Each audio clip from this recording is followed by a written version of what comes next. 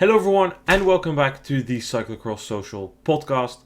We delayed recording this midweek episode until the race today. There was a midweek race in Ardooie and that is perfect for us to discuss, of course, and update you on our latest power rankings. In today's episode we will update you on Noah's 9 and Issam's Mud Mountain. But before we do that, of course, thank you so much for being here, Issam. Yes, thank you for having me. It's good to have you here. Let's start by discussing the racing in Ardooie. You and I both attended this race, I think it's 2 years ago now, and it's kind of a bit of a time capsule, right? You go back in the time to the only Belgian race that's left that's not televised. They do it the traditional way. It's on a midweek day. It's connected to the local kermesse. Lots of locals were out back then, and you could see it again this year. It's a nice event and kind of cool because it's old school, not just in the course, but the way they deal with the VIP tent, with the VIPs, the ticket sales, pick up your press card at the entry together with your ticket, and it's quite cool. Yeah, absolutely. It's a bit of a different vibe, and I was happy to attend it once.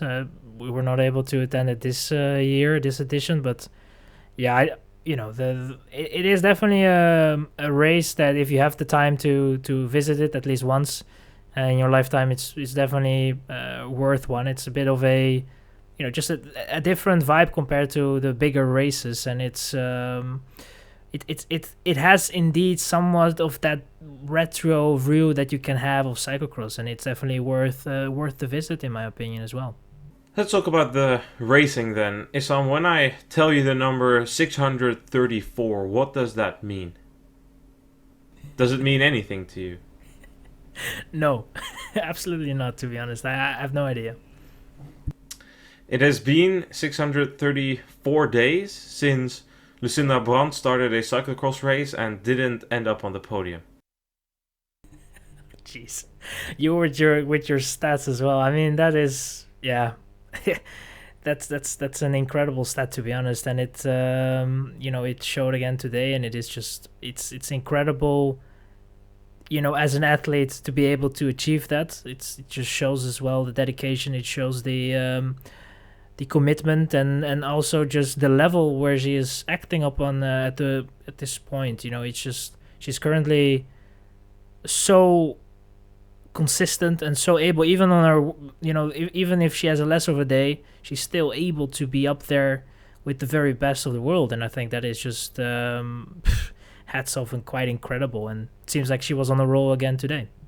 Indeed, it was the start of her season, Issam. She said that in previous years she had been requested by the race organizers to come. She'd received offers, but she couldn't really make it swing. But this year, with the different season start, she thought it would be cool. She said she enjoyed the event for the reasons we just discussed in the beginning. She took it relatively easy on, waited quite long, then made her move, kind of a business attire win, a corporate win, if you will. Not wasting too much energy, taking it easy early on in the season, but yet again, another win, good start to the season, another podium, the streak lives on, and I will try and keep you updated with that stat for as long as possible. Behind, we saw a battle between, how else is it possible in this time of the year, a Crelan-Corendon duo. Inge van der Heijden took it up against Mario Norbert-Ribeiro. On the footage that there wasn't too much to be seen about that, but a rider I do want to briefly discuss here, Issam, is Kiona Krabbe.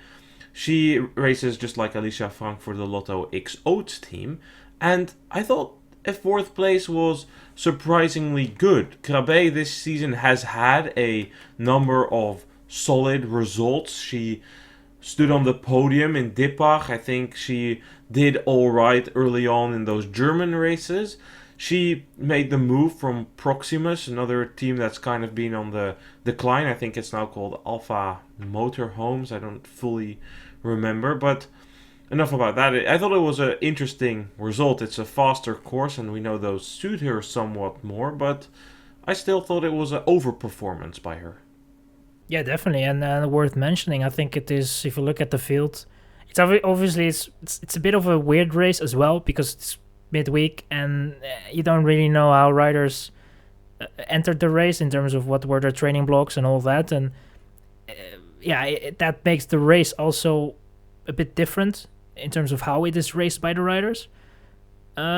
But I think overall it's still quite a notable result, and it's if you compare it, for example, with the Molenbeek, this is definitely better, and it's more more, you can more compare it to the level that she had in the races before Molenbeek. And I don't know, it seems like Frank is on a roll. At least Frank is also in good shape and is also performing quite well. So maybe that is for Krabbe also the case, and they can help each other, kind of continuing that momentum, I guess. And it's, I think just being shy of the podium there's no shame in that, because normally Ribeiro and Van der Heijden should finish ahead of her. So I think that is definitely a race result that she can carry on and see what it will bring in the next couple of races. But overall, definitely very good. Certainly, the team already raked up 10 victories this season, so that can only be said as a positive. Then behind Frank, who finished fifth, we found Jinse Peters. But I have a question here about Julie Brouwers, Issam, and it's more of a question in terms of my own fairness, because I've already said, I think, twice this season that I thought her season start was disappointing. But I want you to reflect. Am I giving a just representation of her season start? Is it actually disappointing? Like, I'm measuring this against interviews she gave, expectations that her and her team through Bart Wellens have communicated. Their goal is, Belgian champion. We want to become Belgian champion with Julie Brouwers. We want Julie Brouwers to be a top 10 rider in the world that can finish at the top 10 at the World Championships. Seventh today is not remotely close to either of those goals. There were, I think, 4 Belgians ahead of her. Then Verdomschot wasn't even here yet. Fleur Moors hasn't started her season yet. But then I went back today and looked at her results from last year. And last year in these early season races with weaker field, she wasn't remotely close to breaking the top 10 either. She was 15th in Ruddervoorde last year. In most World Cups, she was fighting for a position in the top 20, top 25. So, am I being too harsh for judging her against her own and her team's expectations? And should we say she's probably made a small step but not as big as the team has concluded? Like, what angle is fair to take? Should we approach it from the positive side or more from the negative side? If there is a choice, I would probably go for the more positive side of it. It's sometimes as a rider you think that you made a significant step, and it could be that in training you feel that step has definitely been made. But the stage of her career where she's at, it's sometimes you're kind of fooling yourself, or at least your body is somewhat fooling yourself. And that step is, when you do the first couple of races, you realize, oh wait, the others also made a step, and that could potentially be the case. I don't think that I can look at her results currently and say that it is disappointing. Of course, if you compare it to what she was trying to, or when she was trying to somewhat set her goals and dreaming or thinking at least about what she wanted to achieve this season and where she wanted to be in terms of her level, I think that then of course you can say that it is disappointing where she's at currently. But I feel that looking at where she was at last year, it's not a terrible place to start the season at, and I think there are still a lot of important races coming up, and if you are able to be up there in those races, it could change this whole opening of the season around. So it's a bit early to judge as well if she's not going to be able to fulfill those expectations that she had of this season. We have to wait and see. But I think currently, going off from the results that she has, done, I don't really think that you can say that it is a disappointment. But it's not underwhelming, but it's also not really something to be very celebratory about or something. It's just somewhat regular results, something that you can expect, and I guess we have to wait for those results that are a bit more up to that level that she tried to set. I will stick with disappointing for her own standards, but you're right, and we should also try and separate these things and not necessarily measure them just alongside their own standards, but also just the performative results that we have in front of us. And in that case, we could conclude that she has made a step up, which, or even if it's a small one, it's still a step. And finally here, Puk Langenbarg also raced Alpecin rider. Expectations for her have been relatively high in the Netherlands. 2 years ago she finished 4th at the Cyclocross World Championships in Tabor. She was talented on the road, became European champion, really looked to be a good sprinter. Second year U23 now, it's been a hard learning curve. It's been difficult for her to adjust to that top level. I remember from when she was a junior, she was best on the flat and faster non-technical courses like in Benidorm. Even in Tabor it wasn't that fast, but it still required power. She's a powerful rider. I mean, else why would she be a sprinter on the road? So it will be interesting to follow how she does. I've always seen her more as a road rider. She had one good result this year. Well, more than one good result, but one really standout result that I recall, a podium in a Belgian 1.1 race. So let's keep looking at how she develops as well. Good. Then it's time for my power rankings, Issam. Catch the heat! Noah's 9. So before we get into the actual 9th place, Issam, Alvarado, she's injured with a knee injury. She was on there last year, and she's off the mountain, or off the list now. No mountain, that's for you. But she's off the list because we don't know when she'll be returning to competition. Certainly not this weekend. And for Alvarado, you can only hope that when life gives you lemons, you make lemonade, Issam. You can only hope that it helps her in the second half of the season with a bit more freshness in the Christmas period. But Paul Herreigers, I read an interview with him yesterday and I listened to the audio version of it as well, and he said that he asked the team and they were kind of mysterious and keeping him in the dark about the severity of the injury. So we don't really have anything to report there, but like I said, we can only hope for the best for her and that there's some sort of silver lining around it. Yeah, absolutely. I think it's I think you rather want to have something right now. You don't want to have it at all, but if you have to choose between right now or a couple of weeks before the World's Champs, I think maybe that decision could be made. And it's still, if it's something that could last maybe for a month or so, it's you're not gonna miss out on a whole lot of the season, but it's still going to hamper. And it's your preparation is also somewhat in ruin. So we have to wait and see how severe this is and how much it's going to affect her preparations and how much it's going to affect her performance overall this season. And it's definitely not something that you want to have at all. So yeah, let's hope that the recovery is going to be speedy enough to see her back in the field very soon.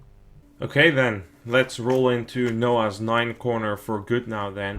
Plummeting down my list now in 9th place is Laura Verdonschot. A bit of a harsh and reactionary decision, I'll admit to that myself, but her outing really wasn't that good 2 weeks ago in Meulenbeek. We're unsure on what the cause behind it is. The team was kind of in the dark, so that considered, I moved her down quite significantly, even though she might just be back in form this weekend, but we really need to wait and see. So for that reason, I moved her down quite significantly from place 5 to place 9, the hardest dropper if we exclude Alvarado.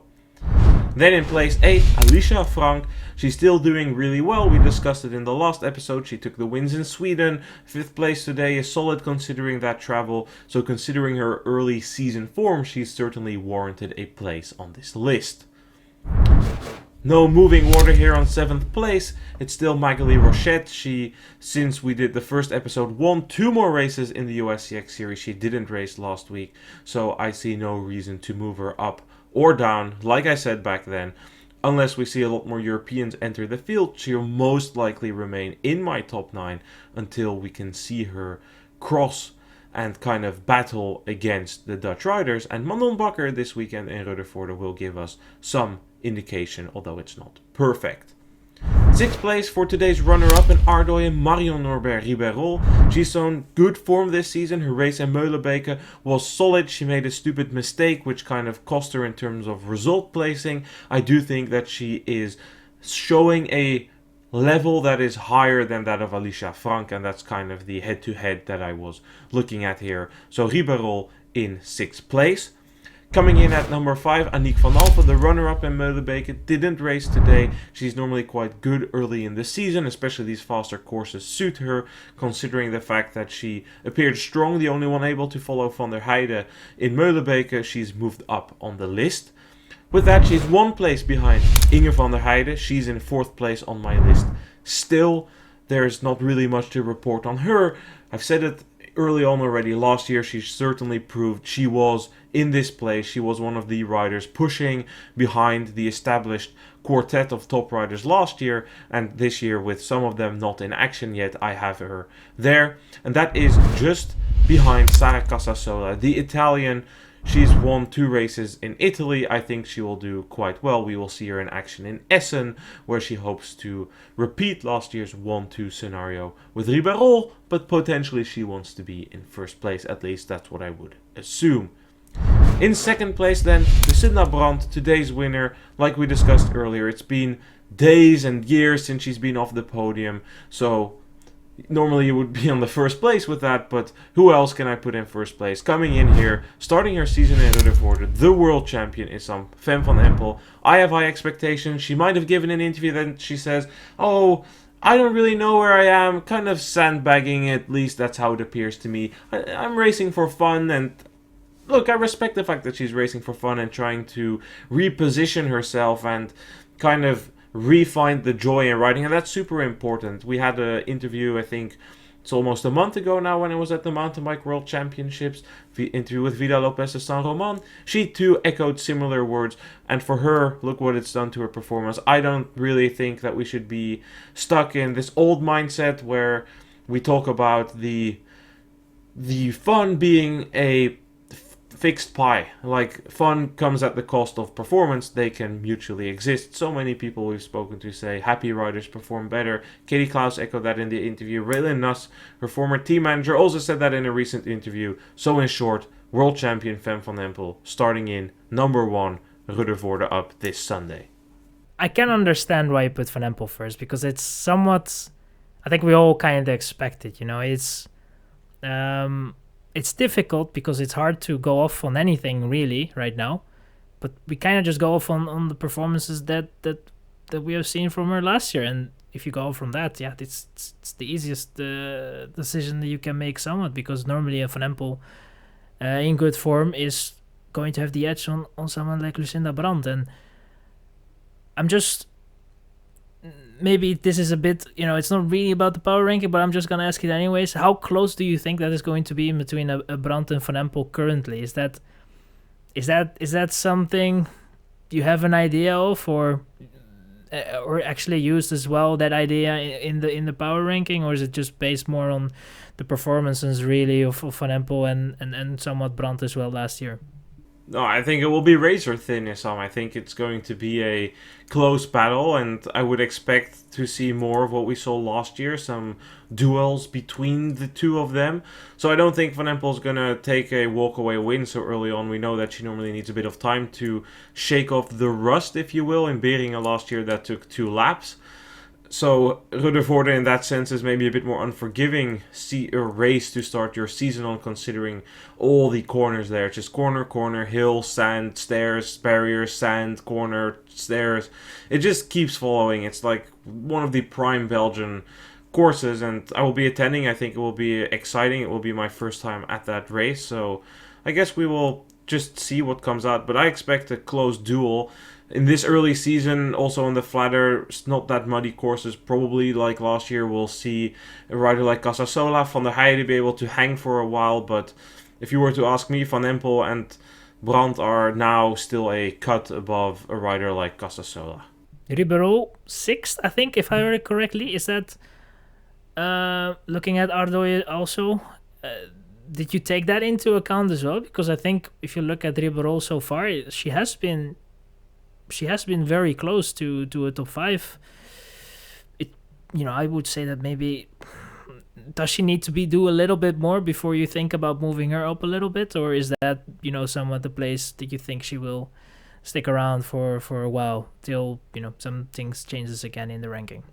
The courses would need to get muddier, I think, for me to move her up. And yes, she did beat Van der Heijden, but I don't really want to go by a single result, because then I think it becomes too reactionary. It becomes a bit different if it's like an injury, like with Verdonshold, or an illness or a mysterious situation. But for one race, I don't really want to immediately be so responsive and bump Ribeiro up that far, because I think that wouldn't be justified. I still believe in Van der Heijden.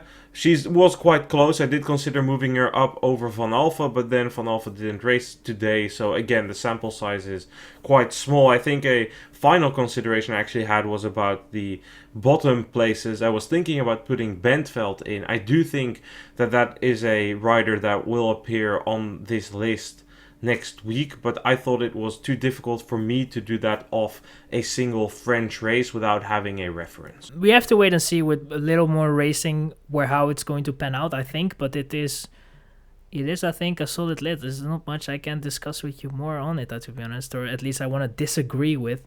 So quite boring from my side, but I think we need a couple more races, I think, to really have an argument on a couple of placements at this point, because it's for now I think it's somewhat a little bit it's a bit more straightforward. It's easier to place them and rank them. So yeah, we have to wait and see how the racing will play out in the next couple of maybe 2 weekends, and then from there on it's definitely going to be a bit more spicy, I hope, at least, because that means that it's not so straightforward, the results, and that it means that we can have the discussions a little bit more fiery, I guess.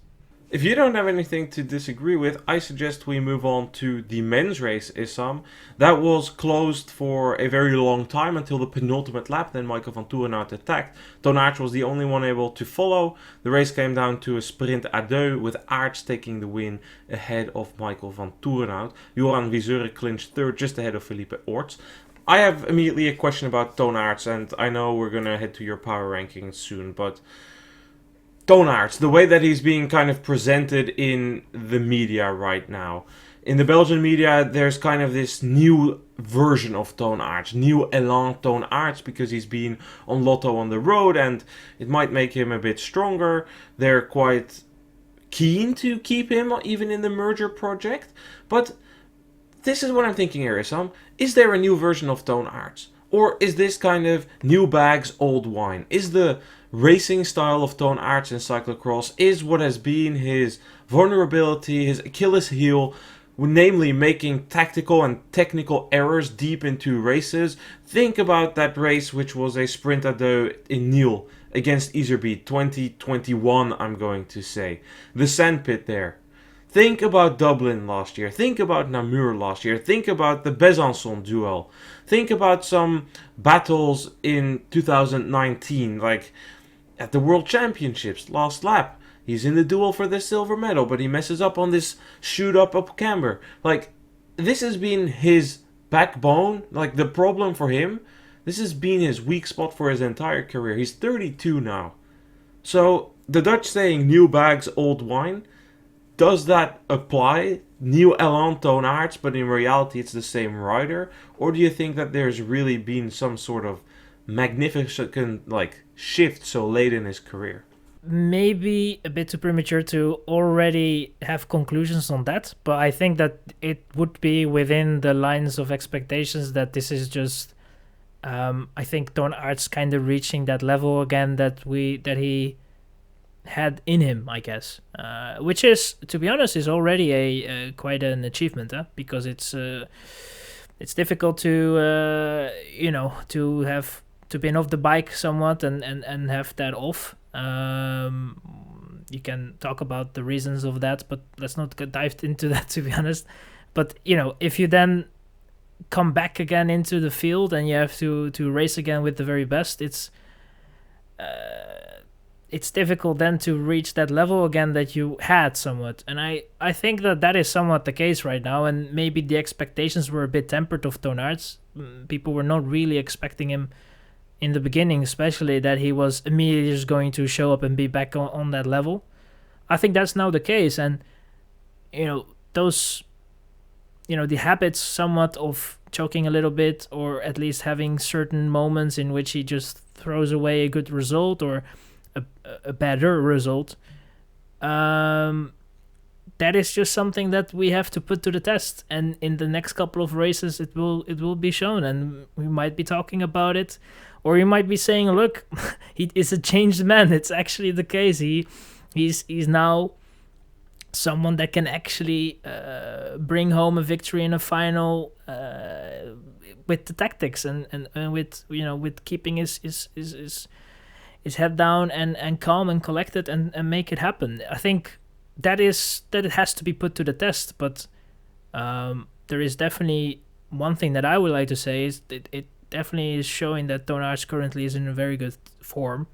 And he's going to be one to watch for the races that suits him well, and maybe even the races that will suit him less well. He will definitely also be able again to play a role at the front for sure, it looks like.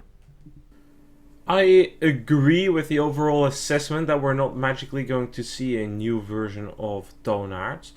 But what I will say, I did get sent a paper this week and I read it. It's about how people deal with pressure and why sometimes pressure creates diamonds and why sometimes pressure leads to chokes. And it was kind of a curve, and I can perhaps best draw it here and just hold it up to the camera for our viewers on my note sheet. It's this one right here. It's kind of not really a U shape, but the degree of pressure according to the reward and like how it stimulates you typically goes up a bit, but then as soon as the reward becomes a jackpot, is how they describe it in the paper, the performance level plummets, because all of a sudden people feel like everything is on the line. It's similar how the fourth and fifth penalty in European football is often like the one that's missed the most, especially the fourth, because that's typically when the pressure is at the highest. The reward becomes the jackpot.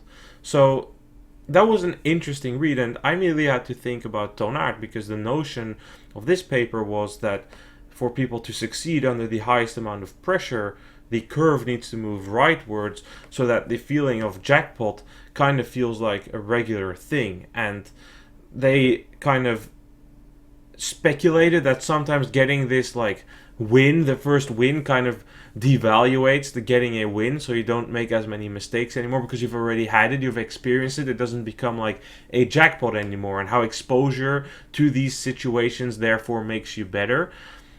And maybe it's bad that I immediately thought like, what does this mean about Toon Aerts? Like, I was immediately applying it to cycling and cyclocross, and how Van der Poel kind of had a difficult relationship with the World Championships, and how it kind of created pressure but still also didn't like immediately have it blow up. And I thought there were some interesting like versions to apply it on cyclocross, but I also thought like so what does this mean? Like, for some people it moves, for some it doesn't. Anyway, the point being here, Toon Aerts has already had a number of these big wins. He's won the World Cup a number of times. He's been on the World Championship podium thrice. He's been there three times third, 2019 until 2021. It was an impressive streak by him, especially his 2019 season was really good.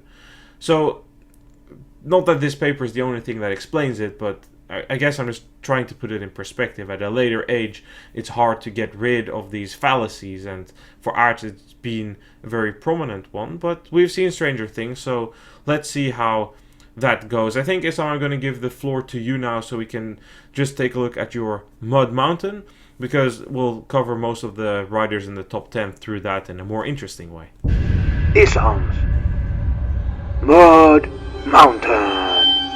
I have to say that Ardooie played somewhat a role, but not a significant role. Obviously, I didn't want to be too reactionary on those results. I have to say, for the lowest tier, I went for some names that we have already seen there. I have to say that I was in doubt with one rider, but I will go over that. I had Van der Bos, Kamp, Hendricks, Kuhn, and Victor van de Putte, who is a newcomer here. I was in doubt, to be honest, with Hendricks, because he was not feeling well. He was not fit for the race in Ardooie, so he didn't start that. And I have to say, I also would have liked to put Wietse Meeuwse in, and that it was... I would have probably preferred Wietse Meeuwse instead of Hendricks, but I went with Hendricks, and I will keep it that way. But I feel that Wietse Meeuwse is also someone that should be, definitely be mentioned. And newcomer Victor van de Putte, we have talked about him in the latest podcast as well, and I think that he is someone that deserves to be on my power ranking. I feel that he is definitely someone that is up there, and I hope that he can continue that. I really hope that he can be able to put more great results in, and that he is able to maybe even move up. Who knows? That's all possible. If you go with a tier up, we go with Van der Haar, Van de Putte, Ronhaar, and Verstringen. Verstringen stays there, if I'm not mistaken, from last time. And if we go for Van der Haar, he moves down one. It wasn't disappointing what we saw in Molenbeek, but I have to say that it was also a bit, I wouldn't say underwhelming, but something is telling me that Van der Haar this year is just going to be not really up there. And I'm going to eat my words probably somewhere this season. But anyways, at the moment, I think that Van der Haar is better just a tier lower, because he has to make room for some other riders. We go to the tier above it, tier 3, and that's with Orts, Viseuren, and Toon Aerts. Orts moves up from tier 4 to tier 3. I think that his performances this season so far has been great, and he has given me the confidence to put him up one tier higher. Aerts is also someone that moves up, and I think with this win in Ardooie, he definitely deserves that as well. I was thinking about moving him one up more, but I feel that will be a bit too reactionary, and he needs to do a little bit more to prove that to me. It's still, at the end of the day, it's not a televised race. We need to be careful putting him a little bit higher, I feel like, at this point. But no doubt he's going to be probably a contender for Tier 2 in the future. Tier 2, Nieuwenhuis and Zweek. Nieuwenhuis has been dropped from the top step. I have to say, I maybe expected a little bit more from him in Molenbeek. But I definitely think that he's definitely still someone that should be high up on the Mud Mountain, and that's why I decided to keep him on tier 2, dropping from tier 1 to tier 2. And with Zweek, I think he has been, he is again in a form in which he can probably snatch the races that he is going to choose and be that somewhat assassin in the certain races that will come to him. I feel like that form is there, so watch out if Zweek has chosen a certain race. Just be prepared, because it might be costing you a win. And then we go, of course, to the one that is on the top of the mountain, and that's currently Michael van Toerenhout. I have to say that his race in Molenbeek was surprising in terms of the way he was racing, because I feel that he was definitely one of the stronger riders. And he's also someone that if the race is going to get tougher, he can also be up there. But technically he's also great, and he can, in a race that is coming up like Rutherford, he can also have a very solid outing there as well. So that's why for me currently I have to say that Van Toerenhout is on the top of the mountain, and we have to wait and see how that will be in this weekend. And I think it's going to be the same thing as it was, as what I said about on the women's ranking. It's a lot will be known for us, or more known for us, in terms of the results, the performances, how the riders are at that point in the next week or two, and then we will definitely have a clearer view of where everyone is standing.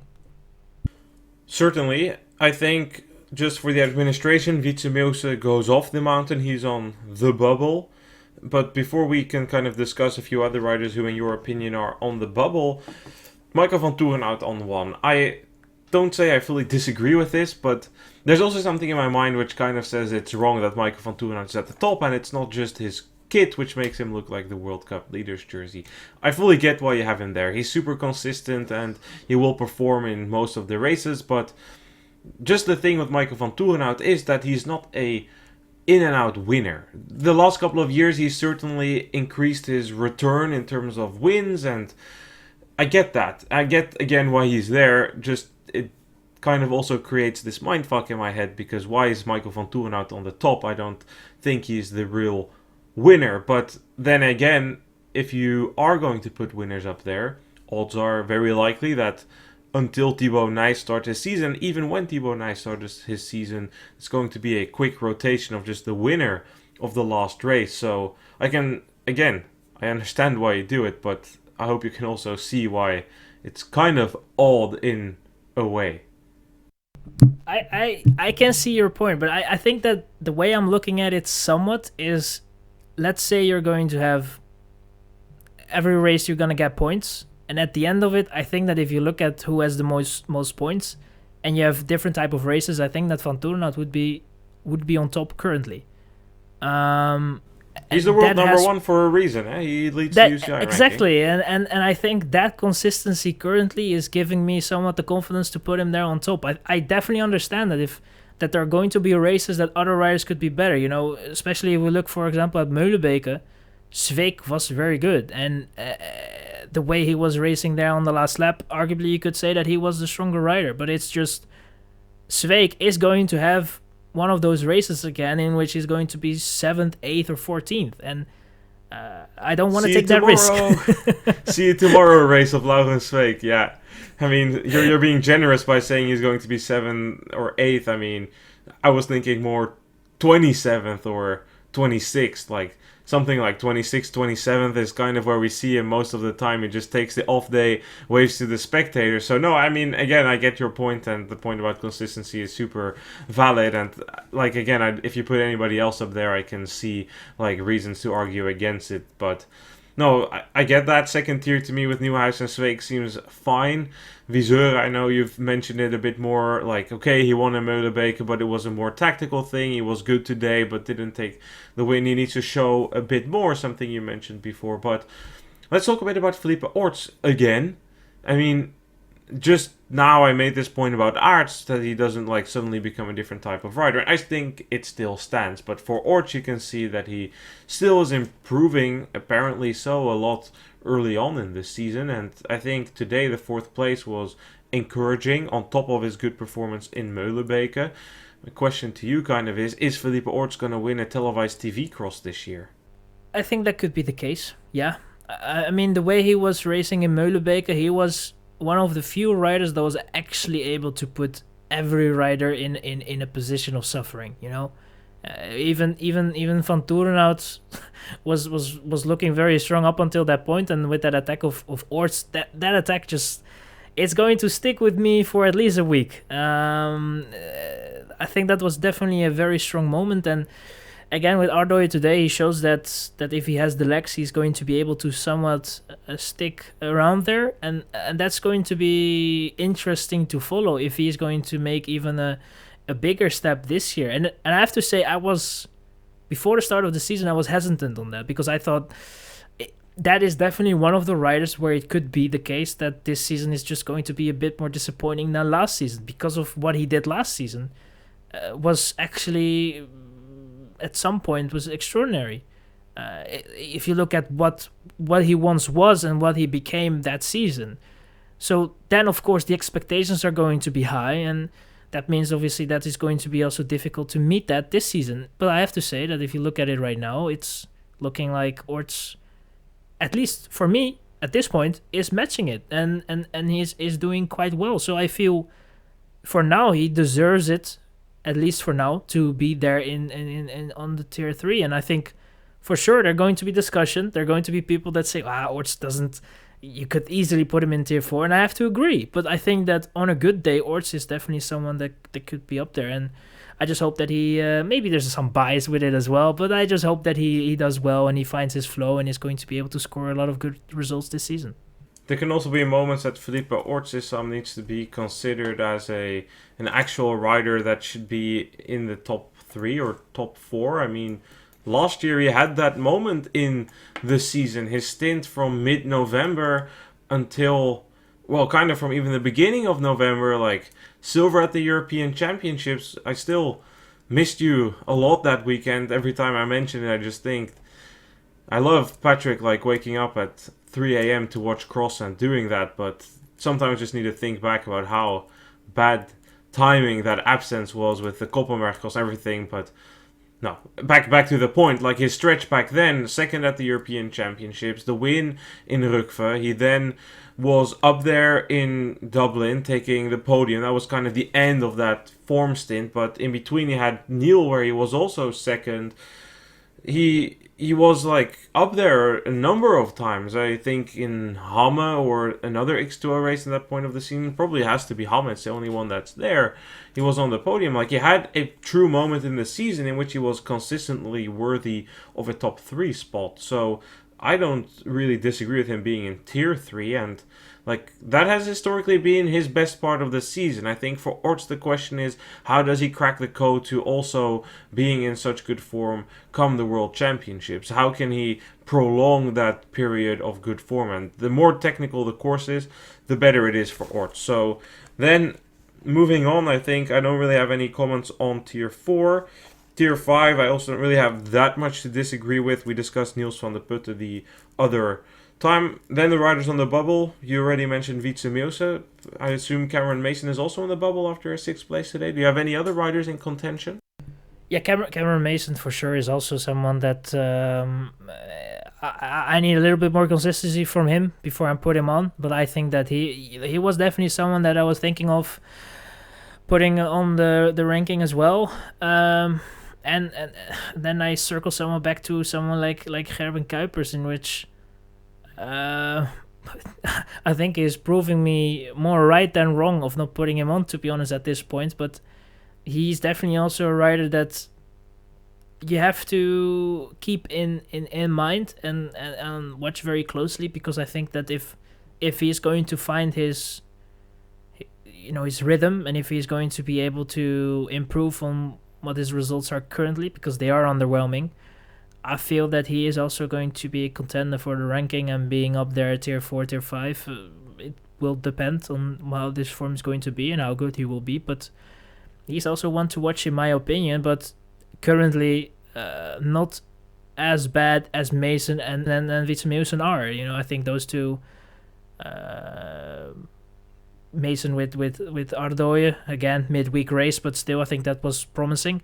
And Wietse Meeuwse so far in this season has always been up there with those guys that are currently there in tier 5. So, as I said, I was really thinking about putting Hendricks out of that list and put Meeuwse in, but eventually I sticked with what I had, and I had to go with that. But yeah, I think both Meeuwse and Mason are doing quite well. So it's the weekend for them is going to be somewhat decisive on how that will continue going forward.